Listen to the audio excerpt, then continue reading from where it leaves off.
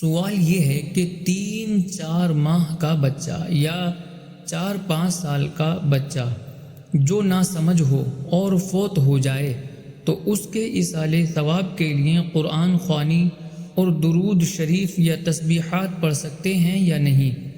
ہمارے ہاں یہ بولا جاتا ہے کہ بچہ چھوٹا ہے، گناہ سے پاک ہے، تو اس کے لیے نہیں کر سکتے۔ اس کی رہنمائی فرمائیں۔ بسم اللہ الرحمن الرحیم۔ الجواب بعون الملک الوہاب۔ اللہم ہدایت الحق والصواب۔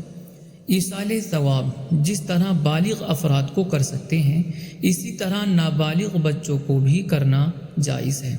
تفصیل اس میں یہ ہے کہ ایصال ثواب صرف اس لیے نہیں کیا جاتا کہ نعوذ باللہ کسی نے گناہ کیے تھے تو اس کی بخشش و مغفرت ہو جائے، بلکہ اس کے ساتھ ساتھ ایصال ثواب اللہ پاک سے رحمتوں کا نزول، اس کے حضور درجات کی بلندی کے لیے بھی ہوتا ہے، اور اس کی ہر مخلوق محتاج ہے۔ اسی لیے جو معصوم ہیں جیسے انبیاء کرام علیہم السلام، جو گناہوں سے ایسے پاک ہیں کہ ان سے گناہ صادر ہونا شرعاً محال ہے، ان کو بھی ایصال ثواب کیا جاتا ہے۔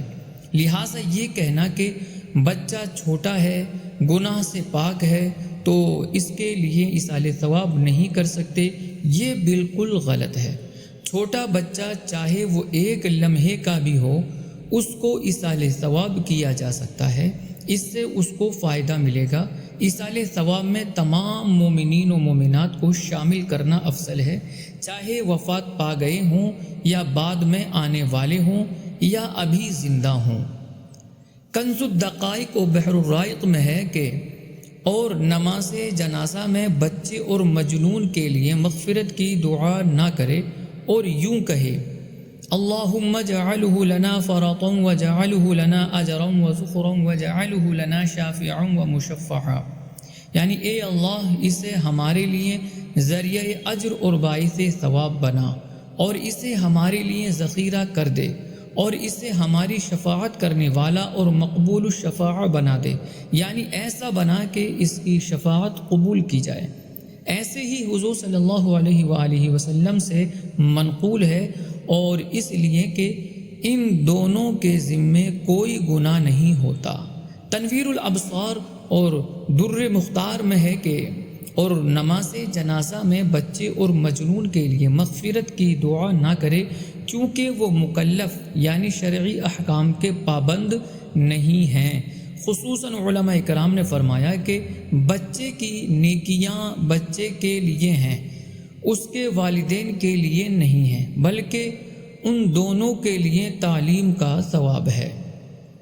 اس قول کے تحت رد المحتار میں ہے کہ اس کا حاصل یہ ہے کہ جب اس کی نیکیاں یعنی ان کا ثواب اس کے لیے ہے تو وہ جزا اور ثواب کا اہل ہے، بس یہ مناسب ہوگا کہ اس کے لیے بھی دعا ہو تاکہ روز جزا کو وہ اس سے فائدہ اٹھائے۔ امام اہل سنت الشاہ امام احمد رضا خان رحمۃ اللہ تعالی علیہ فرماتے ہیں کہ حضور اقدس صلی اللہ تعالی علیہ وآلہ وسلم کی طفیل میں تمام انبیاء، اولیاء، مومنین و مومنات جو گزر گئے اور جو موجود ہیں اور جو قیامت تک آنے والے ہیں، سب کو شامل کر سکتا ہے، اور یہی افضل ہے۔